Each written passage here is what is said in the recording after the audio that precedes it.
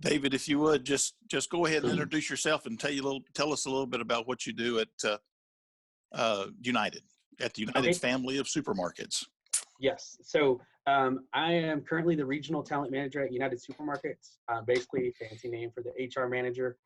And I've been with United for 24 years, worked through operations and management at the stores, and then worked in talent training and development, and then moved into the HR world about 8 years ago. Graduated from WT in 2011. That was the reason that I moved into the corporate office is because of that degree plan. So that was good. Super. Okay, now correct me if I'm wrong, but as you told me that you were the corporate recorder for COVID-19. Is that right? Is that the right term? Yeah, so it doesn't have a title, but it's a Okay. responsibility. If somebody has a question about it, they call you then, right? Yes. So any team member that has been in contact, close contact, or has symptoms kind of goes through me. We have a funding through our parent company, Albertsons, and it's an emergency funding that we are able to pay our team members that are diagnosed or are missing work because of COVID. We're able to pay them. So okay, all right. As the I'll just call you the COVID guru for the United family at the moment. Tell us, what can you tell us about the employment environment in general right now? So just in our market, if you look at Amarillo Canyon, kind of Texas Panhandle market, definitely, I know there's a ton of people out there feeling, there's a lot of businesses closed down, including one of the ones I own, was shut down because of the restrictions that are out there. It's horrible for people. A lot of people are hurting. And so we in the grocery industry are essential. And so since being deemed essential and we're able to stay open, plus just the fact people need food all the time, we have been able to do a lot of things for the team members that are currently working for us, and then those that we're trying to bring on. As of 3 weeks ago, we were full throttle hiring anybody that walked in the door. Not really, but basically just offering employment opportunities for those people displaced through food service workers, throughout all kinds of industries. And it can be just a bridge, just something for you to get a paycheck, whether it's even close to what your normal salary is, or if it's, hey, this actually is the same as what I was making. It's kind of different for everybody. Sure. For those people that we brought on, some of the things United did, and a lot of things were mandated through some of the legislation that just passed for businesses under 500. So there's a lot of things, a lot of people get that confused, like, oh, this has to be offered and that has to be offered. And those were applicable to businesses under 500, where United, again, is we have 3,000 team members just here in this region. And so one thing we did is offer basically a $2 for every hour worked increase, just to say thank you. Those people are out there, literally risking their lives. And so we wanted to make sure, and dealing with just the craziness that's been going on. Me as a store manager, I dealt with that for 14 years, but 1 or 2 days a year, Thanksgiving, Christmas, we're dealing with that volume of grocery sales. And these guys, it's like Groundhog's Day and Christmas and Thanksgiving all had a baby. It's just every day selling everything you have on the shelves. And so again, we restricted our hours of operation to kind of not only make it where we can refill the store, but also make it easier on our team members to where they're not working such long shifts, and try and give them time to go home and recoup and get ready for the next day again. Super. So there's some other things we're doing, but that's, there's some of the big things. Okay. So as the United family, how are you protecting your employees, your members, and your customers?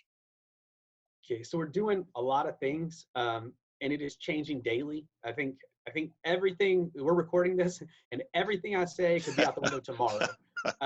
But as what we've done, leading up these past 3.5 weeks, is things like we've to protect our employees, we started off with putting up the clear plastic dividers at the Yeah, check like the stands, the plexiglass. trying to do that to protect our team members as well as protect the guests. Sure. We have today, we finally got a hold of, again, we've never discouraged people from wearing face masks, either guests or team members, but we had a large order heading our way because we kind of got ahead of this in some of our distribution channels that we have. We have access to things like that, especially because we have pharmacies. And so we got a large order, which was kind of gobbled up by the government. And so it got stopped on the way to us and said, hey, no, we need that. And they did, and for medical professionals and things like that. But now, actually today, stores were delivered masks. And so we're able to provide 2 masks to every team member, gloves to team members.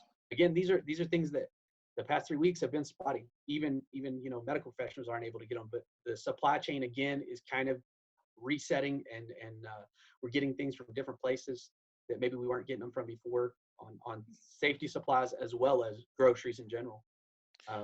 Some other, cleaning, we have people dedicated. We've always had people dedicated to cleaning in the stores, but now it's shifted where we've doubled, tripled, quadrupled that staff, and then focused on sanitization and more than just wiping things down, but actually not sterilizing, but as close as we can get to all kinds of surfaces.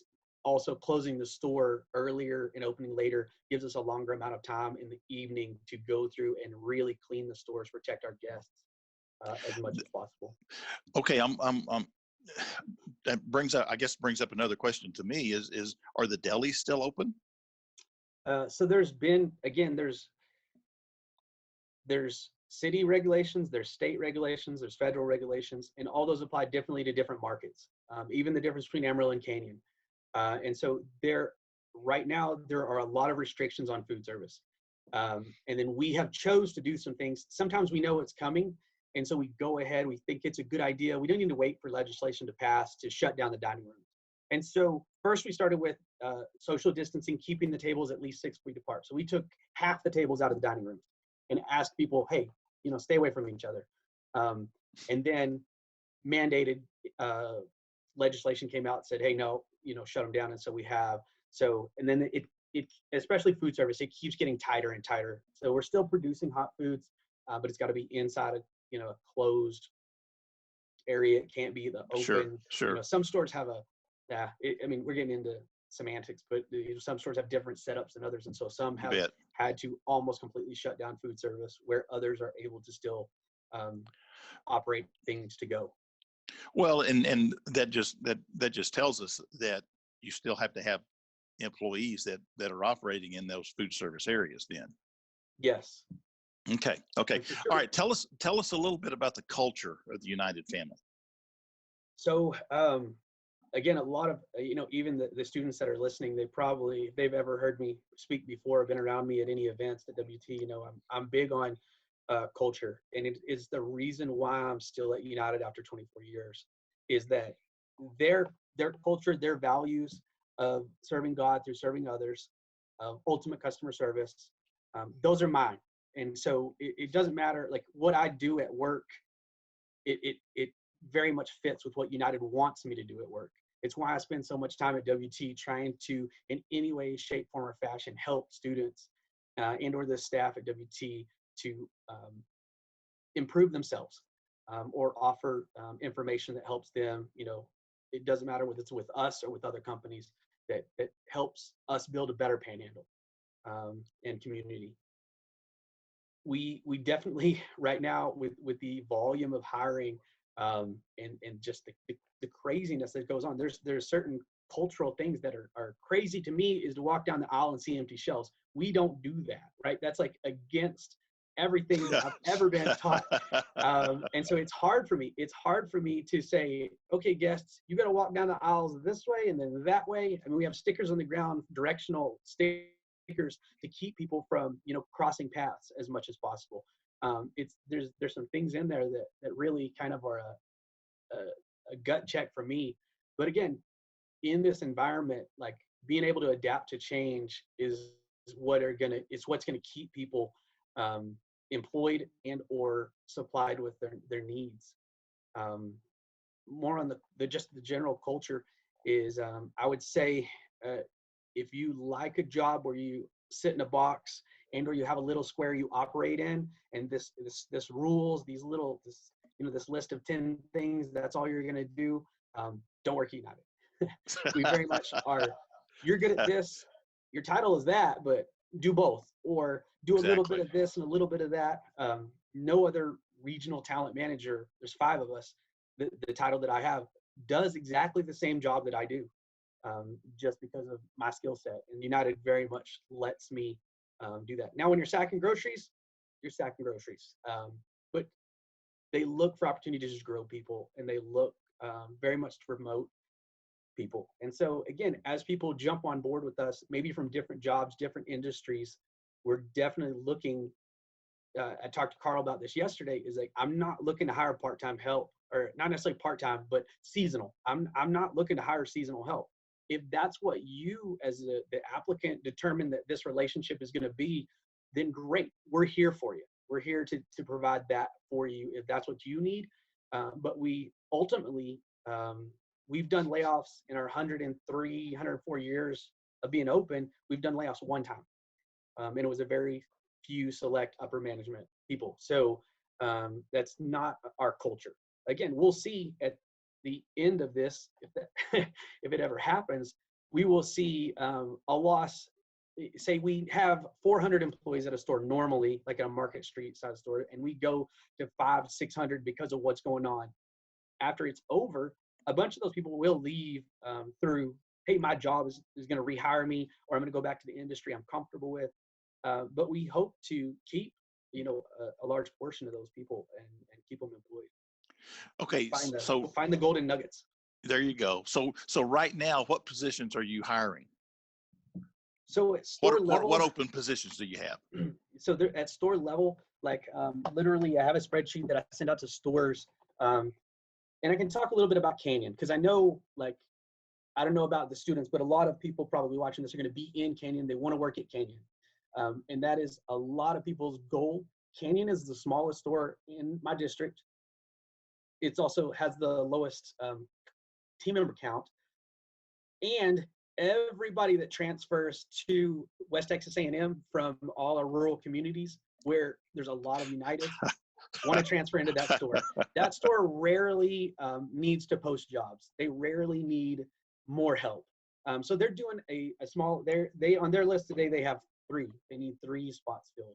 And those are store level positions, but that's what they have today, where a Market Street, a 45th and Bell, Sauncey, they're looking at 10 to 50 team members that are on this list they need. We don't necessarily really narrow it down and go, we need, a cake decorator, that's a very specific job. We need a cake decorator, or we need 3 cake decorators to fill the orders that we need. But we very much are more of the mindset of, we need about 10 more people. We can look at our labor divided by hours and then say, we need this many labor hours at either 20 hours for a part-time or 40 hours for a full-time. You can do the math and say, by that, I need 5 bodies, or I need 7 bodies. Sure. Just dividing it out by the hours. Yes. And then there's definitely a huge increase because of all this in our e-commerce. And so that is something that, it's a great benefit that we're going to see after this is all said and done, that a lot of people that maybe were hesitant to try e-commerce, who didn't use e-commerce, who, for whatever reason, have to use it now. And so we're definitely, as many deli employees or food service employees as maybe are losing their function in a job, not losing their job, but losing their function, we can transition them very easily over into e-commerce and say, okay, how? Now you're going to learn something new, a new skill, and then it provides them with the same amount of hours they were getting before in their other role. Okay, all right. I'm guessing the locations that need the largest number of people would be the in your area is the Amarillo area, but we also have and we've got a lot of students that are still on campus as well in the residential halls. But what about places like Dumas or Perryton or Dalhart, where those students have actually gone back home do you have, do you have we're saying Pampa and Borger and those kind of places. Do you have a need there as well, David, in case those students Yes. are in, say, the outer regions, if you will? Yeah, I've done 26. several transfers. I've transferred them into WT, and now that, things are settled and they can work from or go to school from home, they're definitely transferring back to those rural communities, which are, a very important part to WT and United. Sure. And so definitely they are in the same need as Okay. everybody, and really sometimes more, just because there is a finite amount of labor in those communities, and they're usually more siloed, and so you don't see that cross people moving from industry to industry in those more rural communities. And so Okay, so it's out there. you mentioned e-commerce a minute ago. Is that the same as in those, like I said, the Dalharts, the Perrytons, and the Borgers and the Pampas, Dumases, those kind of stores? Yes, they do. Not every store has an e-commerce like officially department and or are set up for it, and some are set up for delivery and some are set up just for curbside pickup. Okay. But we are ramping up that process. We probably had a 3-year plan to get everybody or most stores on board. That probably has been converted down to 6 months. If we keep going like we're going, again, it's Sure. all fluid. It could all change, but definitely, that's another management position in each store. It's another 10 probably just team members. So. Okay, we know the store in Canyon is flexible with student hours because they hire a lot of WT students, and you just mentioned that a lot of students will transfer in to that store. What about those other stores? Would they be as flexible with the hours with those student schedules, like say the Canyon stores or maybe even the Amarillo stores? Yes, that's something that I can't, overstate enough, is how flexible United is. For sure, there needs to be a duality of need. Like, right, you have that schedule and that availability has to fit what we need. But because we're open in general, not today so much, but in general, such a large amount of time. There are people working 24 hours. Even if it's not a 24-hour store, there are people working. Sure. And from personal experience of, working as a salaried manager, and then going back to WT and taking 15 hours semesters and running my businesses and adopting 4 kids at the same time, they will work with you. Again, it really, David, you are just a glutton for punishment. That's just all there is to it. That's what I've decided. You can do anything you want to do. I'll say that. Okay, I'm not gonna say it doesn't hurt. It hurts. It hurt bad. But I look at the other side of it. Now I'm on the other side of it, and it was one of the best decisions I ever made, is to go back and get my bachelor's. Super. Okay, all right. Give us some specific instructions for students who want to go to work for the United family, the application process. What kind of qualifications do they need to be thinking about, and those kind of things? Okay, so for in-store jobs, I don't mean to simplify it, but you can get a job. Like, every job has a certain criteria that needs to be met, and those are in the job descriptions. But currently, one of the things we've done, our old way or pre-COVID-19 way of doing it, is we posted a requisition for every job, for every need. And people could go in there and you would open our website and there would be, over 100 jobs available almost every day that we were actively taking applications. It doesn't mean we needed 100 bodies, but we were actively taking applications. Some of those because stores leave, checker and stacker requisitions open all the time. They're always taking requisitions there. So one of the things we decided to do is, right now, if you go to the unitedfamily.com/careers, it takes you directly to one requisition. So we have one giant requisition open, and it says, "Do you want to work for United in Amarillo?" Whether that's United, Amigos, or Market Street, in Dumas, Dalhart, Borger, Pampa, wherever. It's one requisition, and it just asks you, what city do you want to work in, and what department would you like to work in? Because the reality of it is, if you need a job, especially right now, you don't care whether you work in the deli or whether you work in the meat market. You don't care whether you SAC or you check. You need a job. And so now our stores are able to pull out of that one requisition. They can sort it by zip code for the rural stores, and then the in-town stores. Again, is 45th and Bell or Santi really that far when you need a job compared to working in Canyon? Yeah. Or if you're at 45th and Bell, is Santi so far away? Not really, not in Amarillo. And so the stores then will pull those applications and call people. One thing that I would suggest, highly suggest, for United, for any job, you can walk in there and talk to the hiring manager. I would suggest if you apply online and you're able to go look somebody in the eyeballs and shake their hand, bump elbows, whatever it is today, right? Then go in the store and talk to them. You know, say, hey, can I speak to the hiring manager? And just say, hey, I applied for X, Y, or Z, or I'm really interested in whatever. What are y'all hiring for? And again, a lot of times it's get in the door at whatever job you can, and then work towards that thing you want. And whether that's, again, at United or whether that's at Apple, right? Like, get in where you fit in. Like, find a way to get into that business. Okay, then, all right. Yeah, that's, you mentioned a while ago, the store may not be open 24 hours a day, but there's people working 24 hours a day. Did I hear that correctly? Yes. So even if they're not working from 9 to 5, or the store's open at whatever, 8 to 8 or whatever it may be, somebody's in there working from 8 p.m. to 8 a.m. restocking shelves or restocking the meat counter, et cetera, et cetera. Is that right? Yes. Okay. So that's a shift, if you will, that some people might not think about. Right. And it's also a higher paying shift, you know? And so if that $1 or $2 more an hour is like, that's the deal breaker for you. Again, I had to step out of management and night stock. Whenever I was going to WT the last semester, I just couldn't do all those things forever. And so that was an option I had.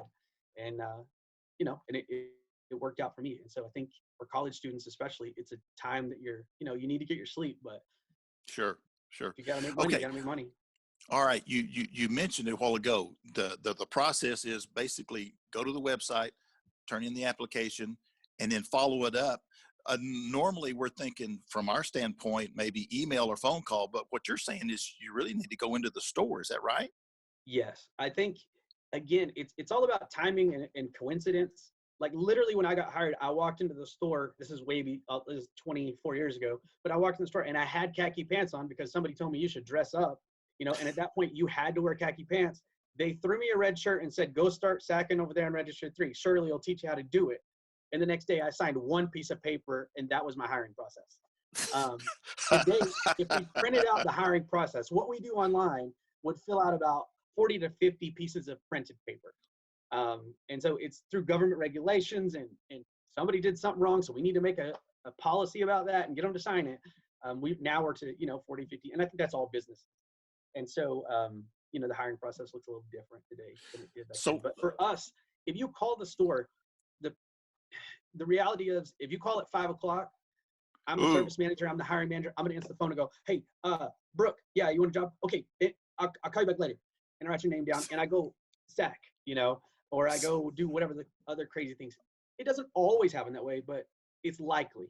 And so it is, in my opinion, and from what I talk to my service managers, if you come in and you show me that genuine smile, and that you can be friendly, and that, those things that we're looking for, and we want to, we can teach you how to do. I wasn't a talker before I worked at United. I was a super shy little kid, but they made me like this. And so now I can talk to anybody. So it's the United family's fault the way you are today, right? Yeah, maybe a little genetics, but yeah, they definitely groomed me into somebody who can do things like this. Okay, so what I'm hearing, David, is today you're not looking for resumes. Am I correct? Or is that part of the application process? Because our office, we're gonna we review those resumes. We take pride in what we do.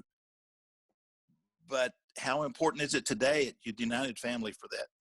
I think for me, if you're talking a position that requires a degree, a college degree, to be able to get that position, which most store positions do not, I don't need a resume. The questions I need answered are on the application.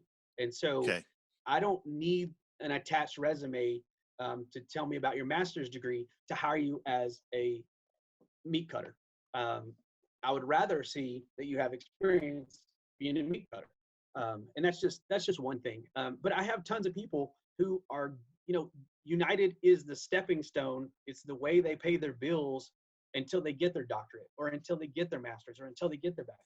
And that is wonderful. We're here for the community to be that company. That's what I thought it was when I started. And I'm here 24 years later. Again, it's just, there's something about the grocery business that's super, it just draws you back. I rehire so many people that if you think about being that person on the other end of what you're seeing today in the world, like, I'm not going to lie, it's horrible sometimes. It's demanding, it's high paced, it's thankless. It's kind of changed a little bit lately, but it is. But it's those moments whenever you help the little old lady find the pasta sauce she was looking for so she could cook that special dinner for her grandkids, that they're going to remember, because that was the last dinner they had with grandma.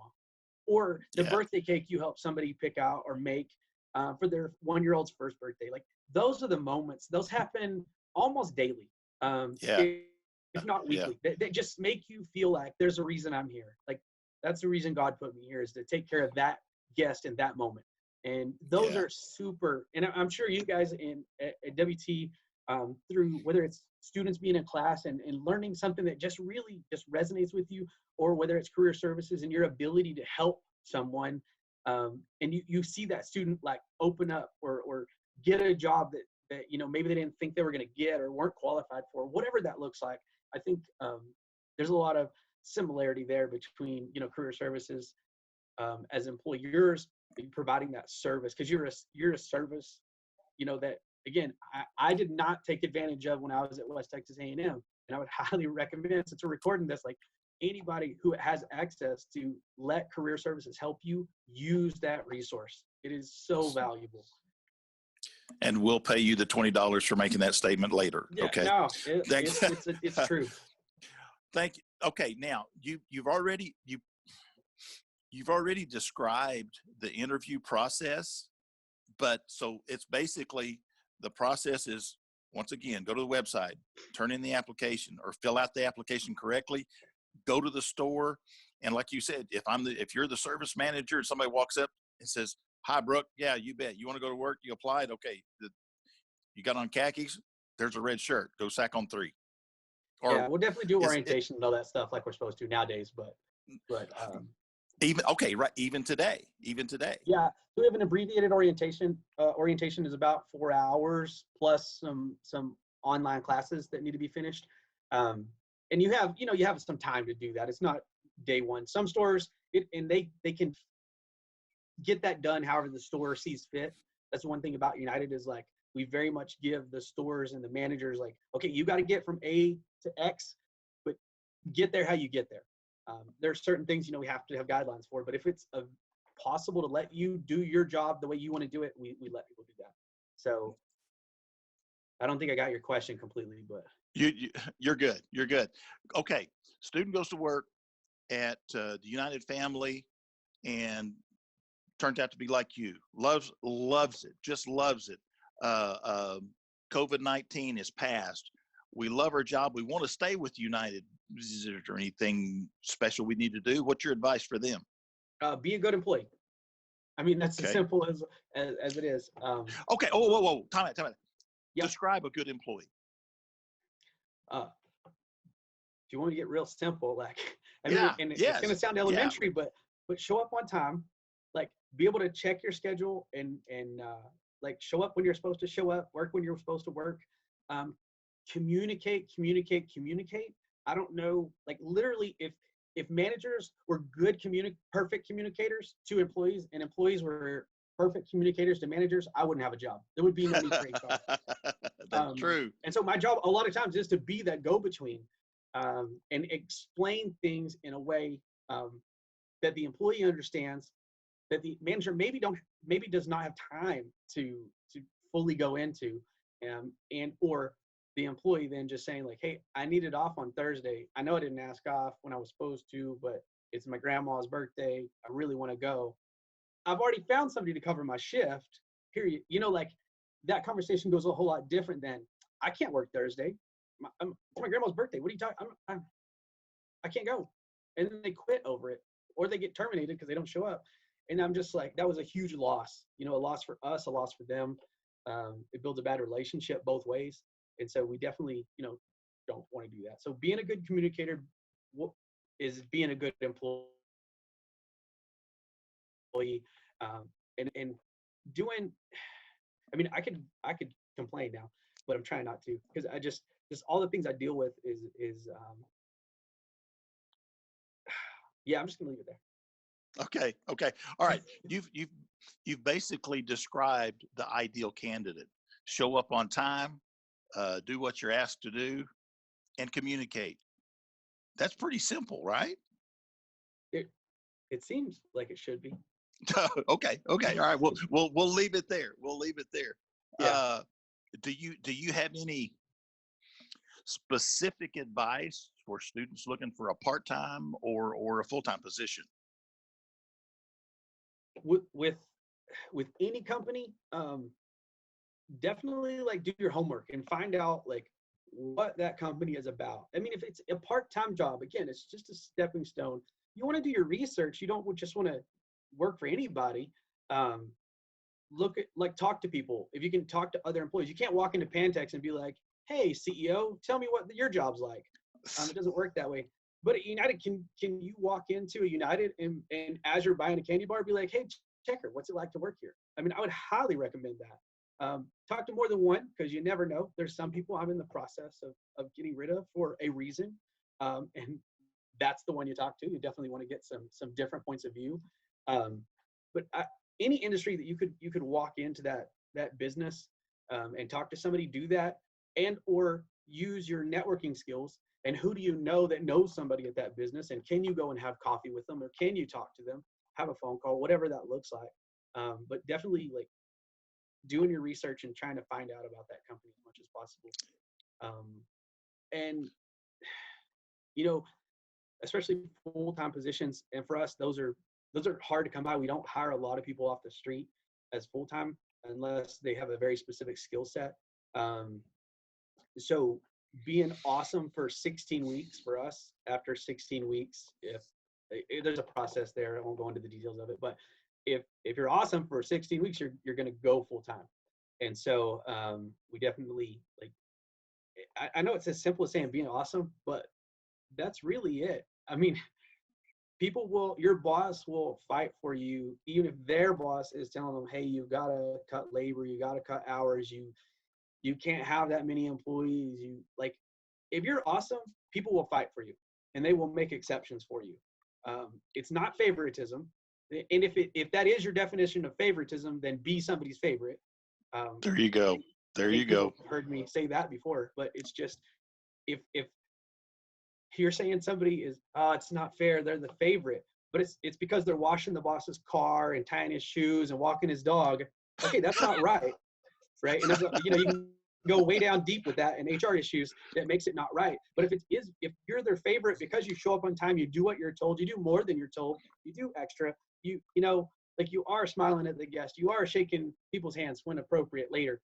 And customers are like standing in line to go to your line, even though there's other open lines. Like, of course, we're all human and we all have, like, we're going to want that employee to be the one that gets them more hours or gets the promotion or get whatever. Sure. So I would say go be somebody's favorite. There you go. That's great. Well, David, thank you so much for all your advice and your time, especially your willingness to help our students succeed. We can't thank you enough for the time that you've spent with us. And I'm not sure if Amber's still with us on the call, and I'm not here, seeing Carl. any calls. Do you hear me? Yeah, I am here. Okay, Yes. So far we haven't had anything in the chat. Are there any questions from those of you who are participating? Okay, don't everybody speak up at once. Come on. David, that was excellent advice. I think in any particular business, what you just mentioned about being the good employee, that would go a long, long way. Thank you for saying that. I just want to say on behalf of Career Services and WT, thank you for the friend that United Supermarkets has been to Career Services and to WT, and thank you for the way that you've put so many of our students to work. I know of many examples of students who are paying their way through school because of the jobs that they've obtained at your store, and we appreciate what you're doing right now just to help our communities, and so we really are grateful. I'll just give one more chance for questions. Anybody else have something that you'd like to? David, I might ask a question here. This is Steve.